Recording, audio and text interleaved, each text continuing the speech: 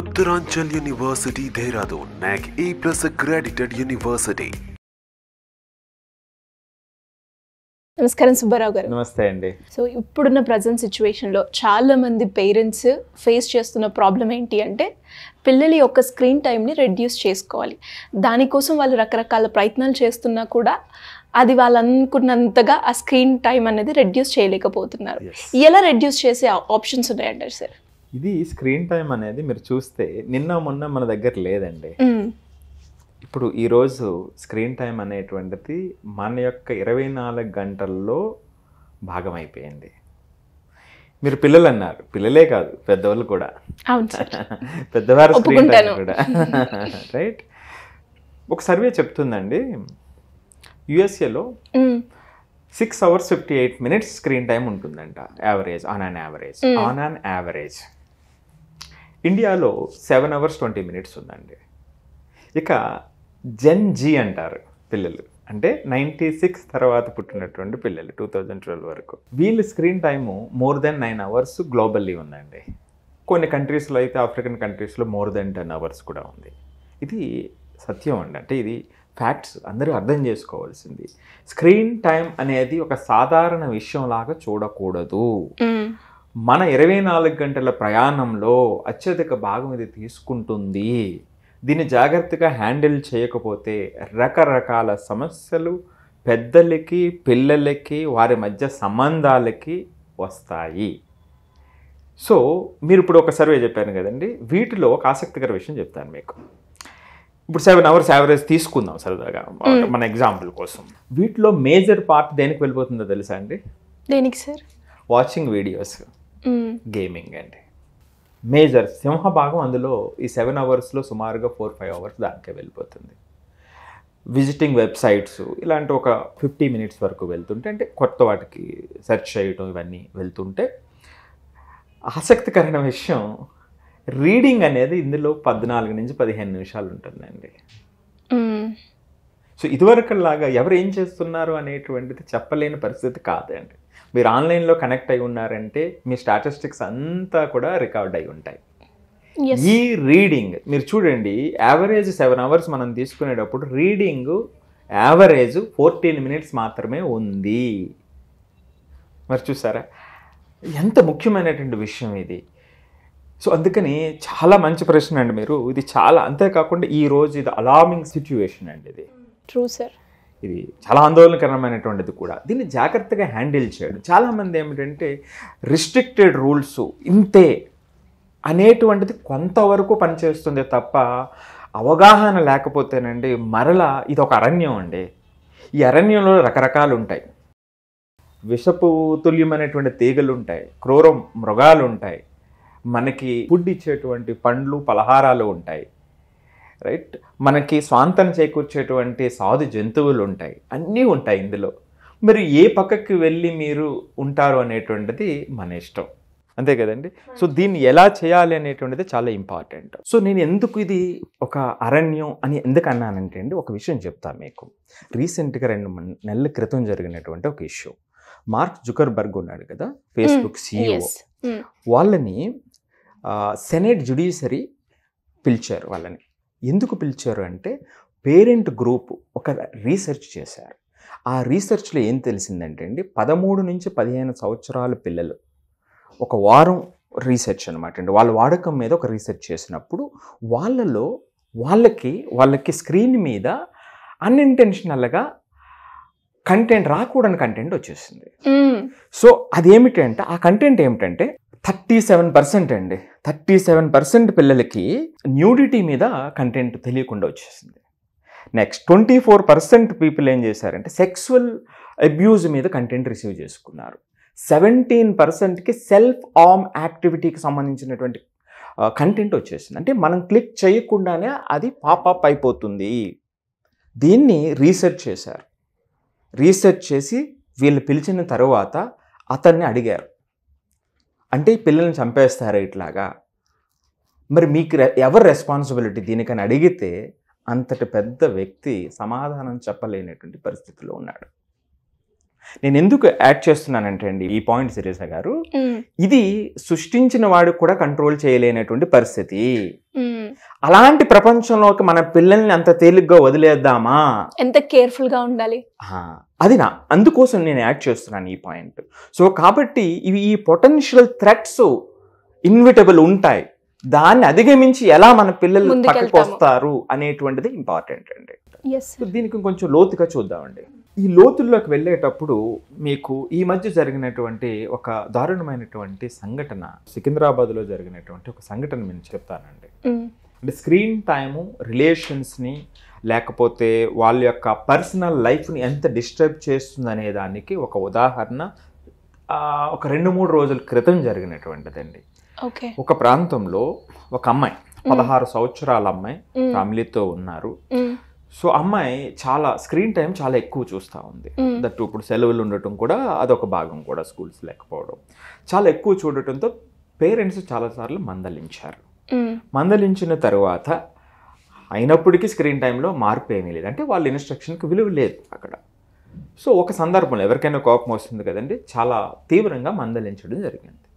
ఆ తీవ్రంగా మందలించినటువంటి సందర్భంలో ఆ అమ్మాయి ఇంటిని వదిలేసి వెళ్ళిపోయింది. ఇంటిని వదిలేసినటువంటి అమ్మాయి బయట ఒంటరిగా ఉన్నప్పుడు ఒక వ్యక్తి, ర్యాపిడోలో డ్రైవర్గా చేస్తున్నటువంటి ఒక వ్యక్తి జాగ్రత్తగా అబ్జర్వ్ చేశాడు, ఈ అమ్మాయి ఏదో ప్రాబ్లంలో ఉంది అని. సో అతని ట్రిక్స్, కపట బుద్ధిని ప్లే చేశాడు అక్కడ. అడిగి మాట్లాడడంతో ఎప్పుడైతే ఇంటి నుంచి సపోర్ట్ దొరకలేదో, జనరల్గానంటే సైకాలజీ ఏంటంటే ఎవరిని పడితే వాళ్ళని నమ్ముతాం. అది పేరెంట్స్ విషయంలో జరిగినప్పుడు, అంటే పేరెంట్స్ విషయంలో గొడవ పడేలా జరిగిన చాలా సందర్భాలు, చాలా కేసెస్ మనకి స్పష్టంగా కనిపిస్తాయి. బయట ఎవరు కనిపించినా నమ్మేస్తాం, ఒక సపోర్ట్ కావాలని, ఏదో సపోర్ట్. సో అలాంటి సందర్భంలో ఇలాంటి వ్యక్తులు ఆ కపట బుద్ధితో వ్యవహరించడం తెలియదు పాపం. ఆ ఆందోళనలో అమ్మాయి అంతా చెప్పడం జరిగింది. అప్పుడు అతను ఈ అమ్మాయికి ఎలా గైడ్ చేశాడంటే, అయితే నువ్వు ఖచ్చితంగా నువ్వు చేసింది చాలా కరెక్ట్, వాళ్ళకి అర్థం కావట్లేదు, వాళ్ళకి అర్థం కావాలి, వాళ్ళకి అర్థం కావాలంటే నువ్వు ఈ రోజు అసలు ఇంటికి వెళ్ళకు, దగ్గరలో ఒక లాడ్జ్ తీసుకుని అక్కడ ఉంది కానీ నేను ఏర్పాటు చేస్తాను, నీకు ప్రశాంతంగా అక్కడ ఉంటుంది, అప్పుడు నెక్స్ట్ డే వెళ్ళినప్పుడు వాళ్ళకి నొప్పి తెలుస్తుంది, అప్పుడు ఈ విధంగా ప్రవర్తించడం మీ పేరెంట్స్ అనేటువంటి విధంగా ఆ అమ్మాయిని మనసుని మార్చేశాడు. దురదృష్టం ఏమిటంటే అమ్మాయిని లాడ్జికి తీసుకెళ్ళటం, అక్కడ జరగరాని సంఘటనలు జరగటం, ఆ తర్వాత రోజు పేరెంట్స్కి తెలియటం, ఆ తర్వాత మళ్ళీ పోలీస్ కేసు పెట్టి ఆ తర్వాత పేరెంట్స్కి తెలిసి అమ్మాయిని తీసుకురావడం జరిగింది.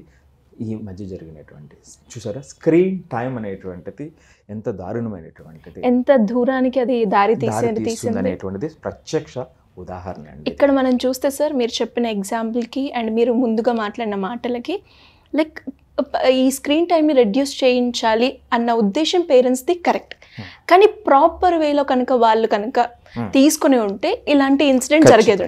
సో ఏ విధంగా మనము ప్రాపర్ స్టెప్ తీసుకోవాలి అంటే, ఇక్కడ మనం ఎన్ని రూల్స్ పెట్టినానండి, ఇది ఒక భాగం అయిపోయింది. దీన్ని ఎలా వైజ్గా వాడాలి అనేటువంటిదే మనం చూడాలి తప్ప దీన్ని మొత్తం తీసేద్దామని అనుకోకూడదు. అది అసలు అంటే చేయలేనటువంటి పని. ఇప్పుడు సోషల్ డైనమిక్స్ మారిని, అక్కడ అవసరాలు మారిని, దాన్ని అడాప్ట్ చేసుకుని ముందుకెళ్ళాలి. సో వైజ్గా ఎలా అడాప్ట్ చేసుకుంటాం అనేదే పాయింట్ తప్ప దీన్ని మొత్తం తీసేయాలి అని అనేటువంటి సందర్భంలో కాన్ఫ్లిక్ట్ వస్తుంది, దానికి సొల్యూషన్ కూడా దొరకదు. ఇలాంటి సో వీటిలోనండి పొటెన్షియల్ థ్రెట్స్ ఉన్నాయండి. ఫస్ట్ మనం వాళ్ళకి అది చెప్పగలగాలి. సో ఆ పొటెన్షియల్ థ్రెట్స్లో ఏమిటంటే, ఎప్పుడైతే వీళ్ళు దీనికి అడిక్ట్ అవ్వటం మొదలు పెట్టారో, ఎక్కువ గంటలు దాన్ని చూడడం మొదలు పెట్టారో, పర్టికులర్లీ చిన్నపిల్లల నుంచి కూడా మనం అలవాటు చేస్తున్నాం. సో వాళ్ళు డిలే ఇన్ కమ్యూనికేషన్, మాట్లాడడం తగ్గిపోతుంది, బ్రెయిన్ డెవలప్మెంట్ తగ్గిపోతుంది. సో ఎందుకు బ్రెయిన్ డెవలప్మెంట్ తగ్గిపోతుంది? సైకాలజిస్ట్ ఏం చెప్తున్నారు, సైన్స్ ఏం చెప్తుంది? చిన్నపిల్లలకి కాంప్రహెన్షన్ చాలా ఎక్కువ ఉంటుందండి, చూసే నేర్చుకుంటారు మాటలు లేకుండానే. నేను చాలాసార్లు చెప్పాను, 5 years వరకు కూడా ఏ సపోర్ట్ లేకుండా 5 లాంగ్వేజెస్ చిన్నపిల్లలు 5 years నేర్చుకోగల కెపాసిటీ ఉంటుంది వాళ్ళకని. ఎలా నేర్చుకుంటారు? అర్థం చేసుకుని నేర్చుకుంటారు, అంత శక్తి ఉంటుందండి వాళ్ళకి. ఎప్పుడైతే వీటిలో ఇన్వాల్వ్ అయిపోయారో, పర్టికులర్లీ ఆ చిన్నపిల్లలు, అక్కడ వీడియో ఒకటి, బయట పబ్లిక్, బయట జరుగుతున్నటువంటి వ్యవహారం ఒకటి, అంటే రెండింటికి ఇంటర్లింక్ జరగదు, ఒక ఇల్యూజనరీగా ఉంటుంది. ఎప్పుడైతే ఇల్యూజనరీగా ఉంటుందో వాళ్ళకి ఆ బ్రెయిన్ డెవలప్మెంట్లో కూడా ప్రాబ్లం వస్తుంది. ఓకే. సో మనం మాట్లాడుతున్నది, మనం చూస్తున్నది చుట్టుపక్కల జరుగుతునేటప్పుడు దాన్ని అండర్స్టాండ్ చేసుకుంటూ ముందుకు వెళ్ళిపోతారు. అవును. సో ఇది రీజన్ అన్నమాట అండి. ఇవి చాలా చిన్నగా తీసుకుంటారు, కానీ చాలా జాగ్రత్తగా గమనించాల్సిన. ట్రూ సార్, మీరు చెప్పినట్టుగా ఇప్పుడు చాలా మంది చిన్నపిల్లలు మనకి ఒక సర్టెన్ ఏజ్ వరకు చిన్న చిన్న మాటలు మాట్లాడుతూ ఉంటారు, కానీ ఆ మాటలు కూడా ఏజ్ గ్యాప్ అనేది ఎక్కువగా పెరిగిపోతుంది రావడానికి. వన్ ఆఫ్ ద రీజన్ ఈ స్క్రీన్ టైం అని కూడా చెప్తూ ఉన్నారు. సో అంటే ఇవి పేరెంట్స్ అర్థం చేసుకోవడం, ఇప్పుడు మనం చెప్తున్నటువంటి పాయింట్స్ పిల్లలకు కూడా అర్థమయ్యే విధంగా దాన్ని కమ్యూనికేట్ చేయగలిగినప్పుడు ఒక ఆలోచన మొదలవుతుంది, అందరికీ ఆలోచన. Definite right. సో రెండోదండి, ఎప్పుడైతే వీళ్ళు అడిక్ట్ అయ్యారో అటెన్షన్ ప్రాబ్లమ్స్ వచ్చేస్తాయి వాళ్ళకి. మీరు చూడండి, ఎప్పుడు సెల్ ఫోన్తో ఎక్కువ గడిపేటువంటి వాళ్ళ సెల్ ఫోన్ తీసేసిన సందర్భంలో వాళ్ళ రియాక్షన్స్ మారిపోతాయి. అసలు అంటే కొంతమంది అయితే ఫ్రస్ట్రేట్ అవుతారు కూడా. చాలా అంటే కొన్ని హాస్పిటల్స్ దగ్గరికి వెళ్ళిన, ట్రైన్లో ప్రయాణించేటప్పుడైనా చూస్తుంటే చాలామంది పిల్లలు సో ఇలాంటి ప్రవర్తనతోనే ఉంటారు. పాపం వీళ్ళు కూడా పోనీలే తీసుకో అనేటువంటిది. సో దీనికి పులి స్టాప్ పెట్టకపోతే, దీనికి మధ్య మార్గం చూపకపోతే తర్వాత బాధపడేది ఎవరండి? పేరెంట్సే బాధపడతారు ఖచ్చితంగా. మొదటి బాధ వాళ్ళకే కదా వస్తుంది. సో అటెన్షన్ ప్రాబ్లమ్స్ వస్తుంది. మూడవదండి, స్లీప్ డిజార్డర్ పెరుగుతుంది. ఆ బ్లూ లైట్ అనేటువంటిది ఆ ఎఫెక్ట్ వల్ల ఆ స్లీపింగ్ ప్యాటర్న్స్ అనేటువంటివి మారుతాయి, ఆ స్లీపింగ్ డిజార్డర్స్ వస్తాయి. ఎప్పుడైతే వచ్చినాయో హెల్త్ ఇష్యూస్ పెరుగుతాయి కదండి ఖచ్చితంగా. సో ఇవి చాలా మనం జాగ్రత్తగా చూడవలసినటువంటిది.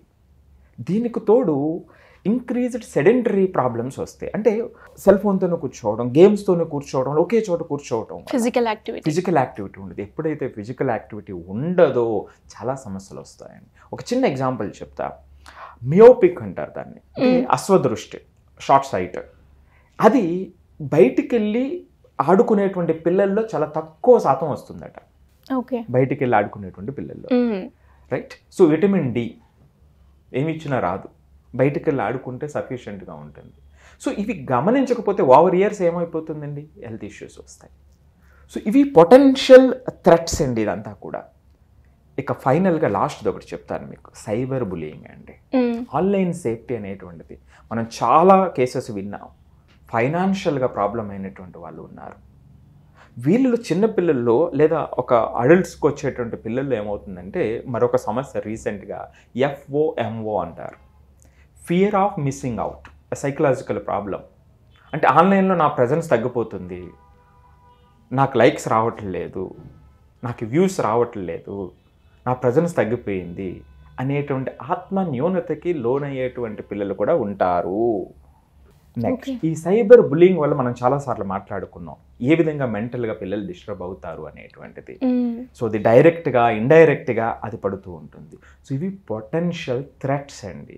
వీటికి అబౌవ్ పిల్లల్ని రైట్ చెయ్యకపోతే సమస్య ఒక్కటి ఆలోచన పరంగానే కాదు, ఆరోగ్యపరంగా కూడా రాబోయే రోజుల్లో ఇబ్బందులు ఎదురయ్యేటువంటి అవకాశం ఉంటుందండి. ఇది సమస్య అండి, ఇది పొటెన్షియల్ థ్రెట్స్. మరి దీనికి ఏం చేయాలి?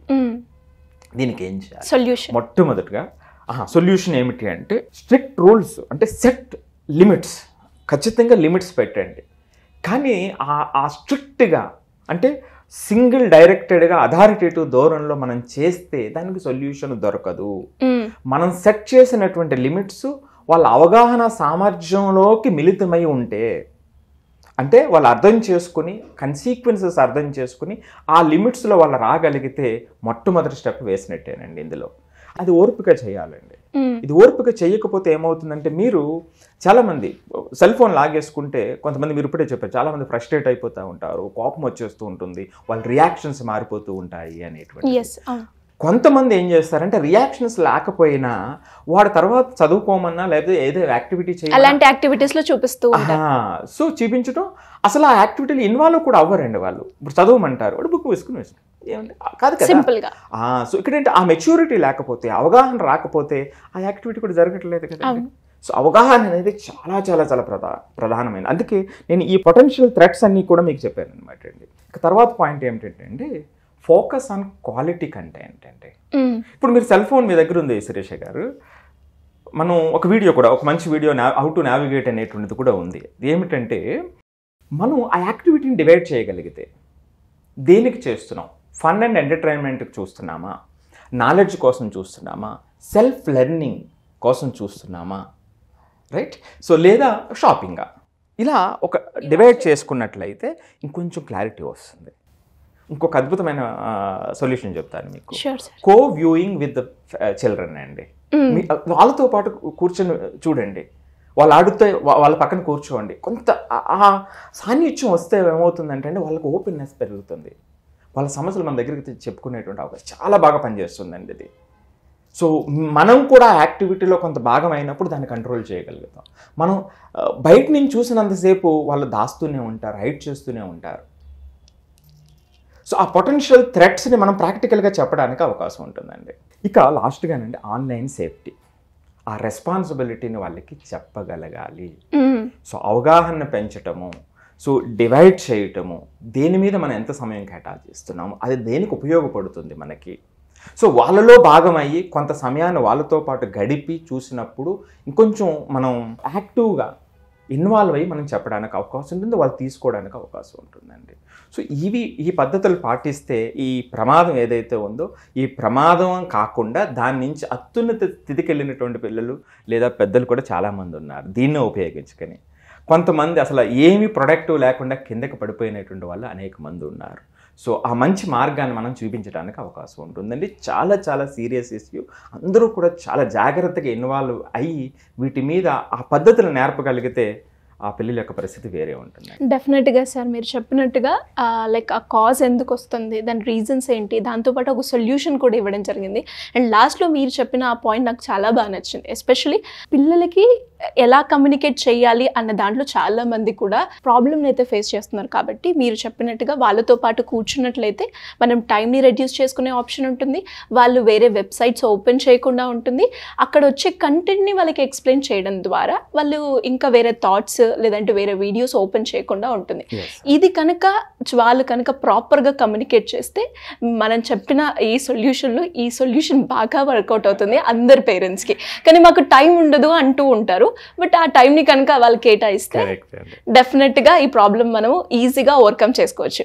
ఇలా ఎవరైనా కూడా ఇలా పేరెంట్స్ పిల్లలకి ఎలా కమ్యూనికేట్ చేయాలి, లేదంటే పిల్లల నుంచి వస్తున్న ప్రాబ్లం నుంచి ఎలా ఓవర్కమ్ చేసుకోవాలి, దానికి మీ గైడెన్స్ కావాలి అనుకున్నా కూడా, అండ్ కెరియర్ విషయంలో కూడా ఎస్పెషల్లీ 10th తర్వాత ఏజ్ చూస్ చేసుకోవాలి అన్న క్వశ్చన్ మార్క్స్ ఉంటూ ఉంటుంది. సో దాన్ని ఎలా డిసైడ్ చేయాలి, దానికి మీ గైడెన్స్ కావాలి అంటే ఎలా అప్రోచ్ అయ్యే ఛాన్స్ ఉందంట? ఖచ్చితంగా అండి. సో వీటిలో ఖచ్చితంగా 10th తర్వాత అందరి పేరెంట్స్కి కూడా 10th వరకు స్కూల్స్లో నడుస్తుంది, తర్వాత జేఈ అంటారు, నీట్ అంటారు, ఇట్లా చాలా సమస్య ఉంటుంది. అక్కడ ఒక మంచి సలహా తీసుకోవాలని. సో మన ఎక్స్పర్టీజ్ కూడా చాలా ఎక్కువగా అక్కడ అసలు పిల్లలకి ఏం చేయాలి, ఈ టఫ్ జర్నీని ఎలా వెళ్ళాలి అనేటువంటి దాని మీద కోర్సును కూడా డిజైన్ చేయడం జరిగింది. సో అది కూడా పబ్లిష్ చేస్తున్నాం కోర్స్ కూడా.